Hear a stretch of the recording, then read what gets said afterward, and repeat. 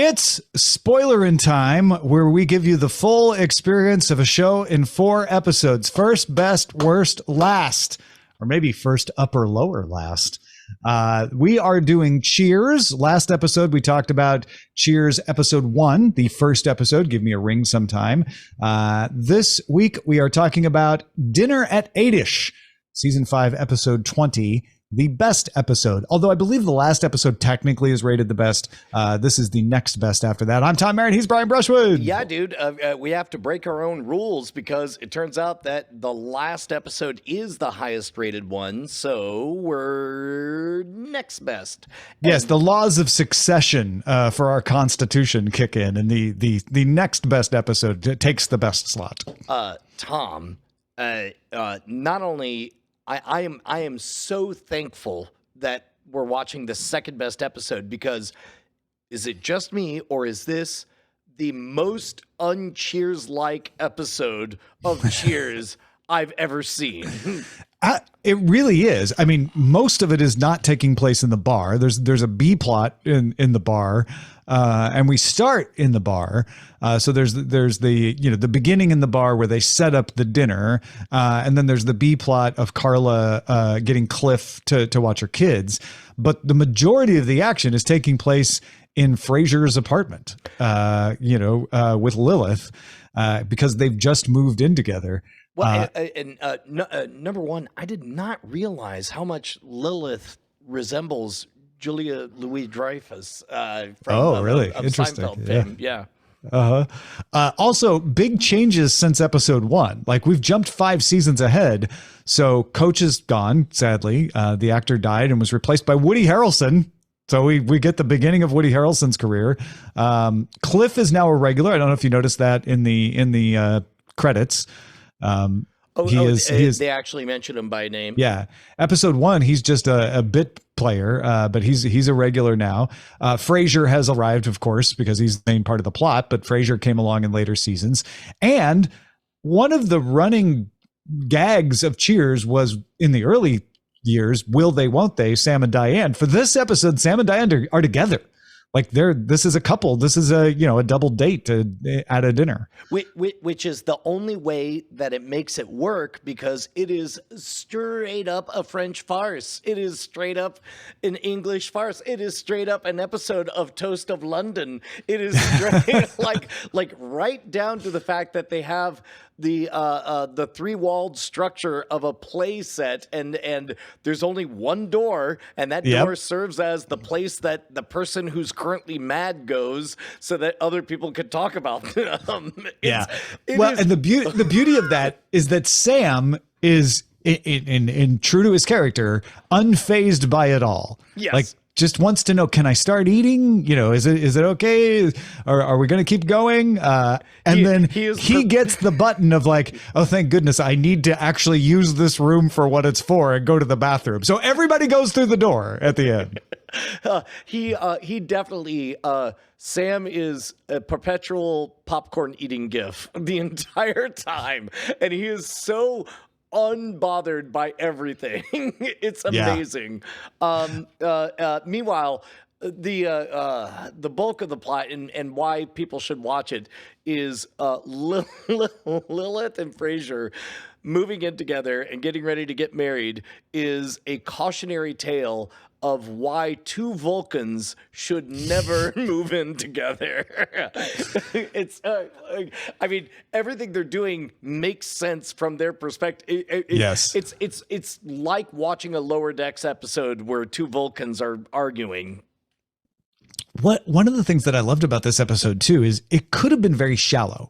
It could have been like, wait, you never told me that. Off to the restroom, which it was, but they used real relationship dynamics. They did not shy away from the difficulties and the misunderstandings and the jealousies. They made them real things. They didn't sugarcoat them, and they even to the point where they have, an early conversation about like, what if we had a code word for having sex, except we're not going to say it that blatantly because it's primetime television. And then they start to make up with each other later because they have the code word and it makes them giggle, which again is a real dynamic. Like I was very impressed with how much realness they were able to insert into this farce.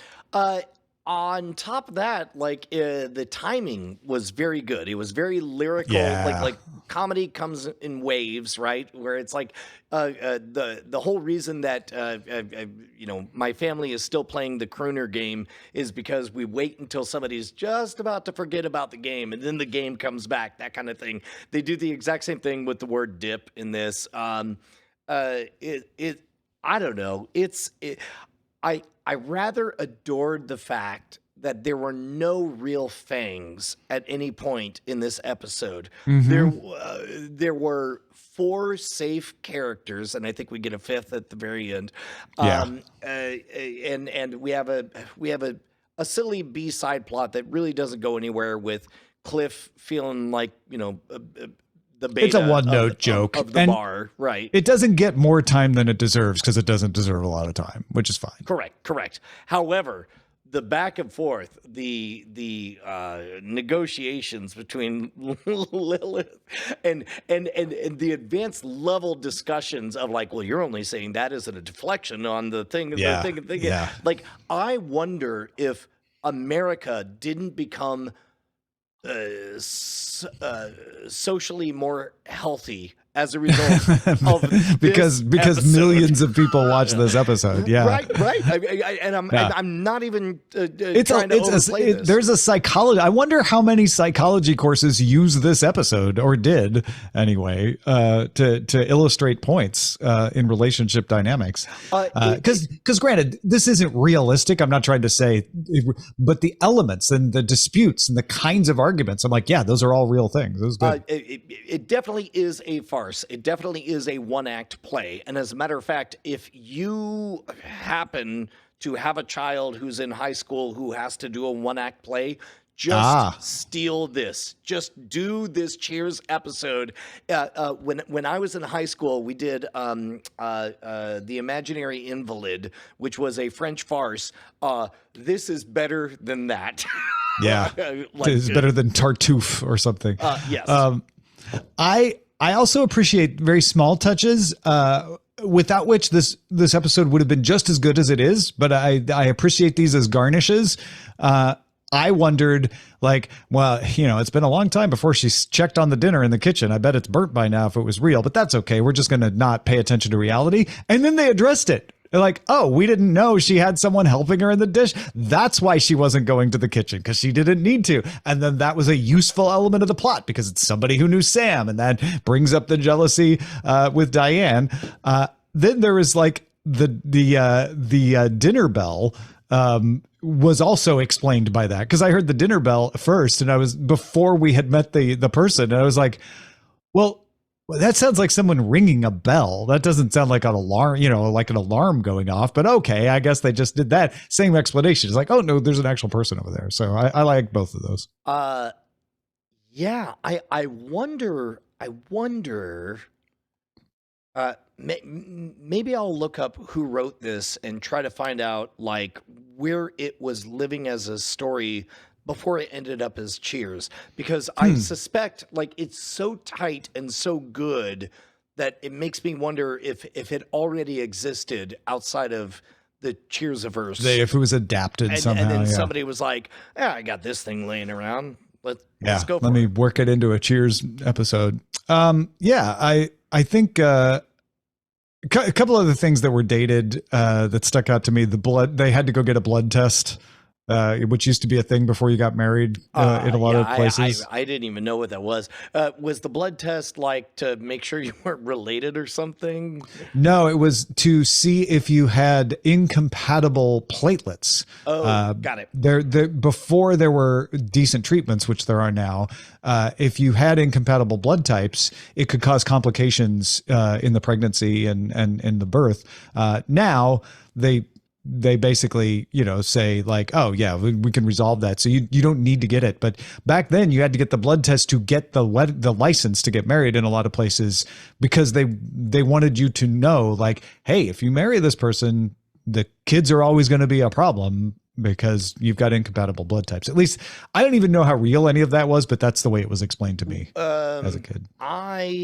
Knowing that the people who are hearing this are almost certainly family to us, most of them patrons, I guess I don't think I'll get in trouble with sharing, but Bonnie and I had to take a test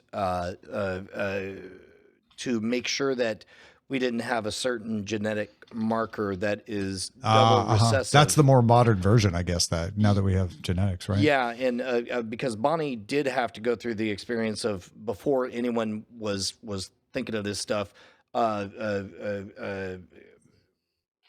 it was there is a tragic condition that can be had if a couple of recessive genes meet up, and Bonnie had to in her childhood experience her mom being pregnant and it not working out. Yeah. Anyway, I don't know why I brought that misery into what otherwise would be a joyful discussion about this episode. But there is still a kind of a thing like that. Although the blood test used to be like a de rigueur, like everybody had to do it back in the day. Yeah. Thank you for looking this up, Bobcat. Feth Sutton is credited as the writer of this. And IMDb shows that he is still out there writing, writing credits and producing credits on multiple series. In fact, upcoming credit on Heroes in Training, Chesapeake Shores, Defiance, the Sci-Fi Network show, and of course, that one episode of Cheers. It was the only episode of Cheers, but had a writing career before that, going all the way back to Newhart in 1986. Right on. Mm-hmm. All right, folks. Well, there you go. That's the problem with the best episode. Sometimes it's so good that you're like, I don't know what else to say. It was just really good. Well, I think we put enough effort into recognizing why it was the best. Like there was an honest to goodness cheese loaf. Yes. I don't know if you noticed that. There was like a unironic cheese loaf. The cheese knife. Yeah. That would be farce now. That part was not farce at the time. That was just like, yeah, you'd have a cheese loaf. That's what people do at these dinner parties. It's the 80s. That is Dinner at 8-ish, season 5, episode 20. Are you prepared for the worst, Brian? Oh, that's right. That's part of the full experiences. We also have to watch the worst one. Okay, I guess that'll be next week. Next week, season 10, second to last season. So we're into Kirstie Alley territory. Season 10, episode 3. The episode is called Madame LeCarla. Oh my goodness! All right. I'm gonna guess it's some kind of like fortune-telling version of Carla or something. Yeah. We'll find out when we watch Madame LeCarla and talk about it as the low point in Cheers. In the full experience. Yeah. So watch it along with us, won't you? Madame LeCarla, season 10, episode 3. That's it for Spoilerin time. You'll get these episodes earlier if you're a patron. Patreon.com/Cordkillers. We'll spoil you again next time.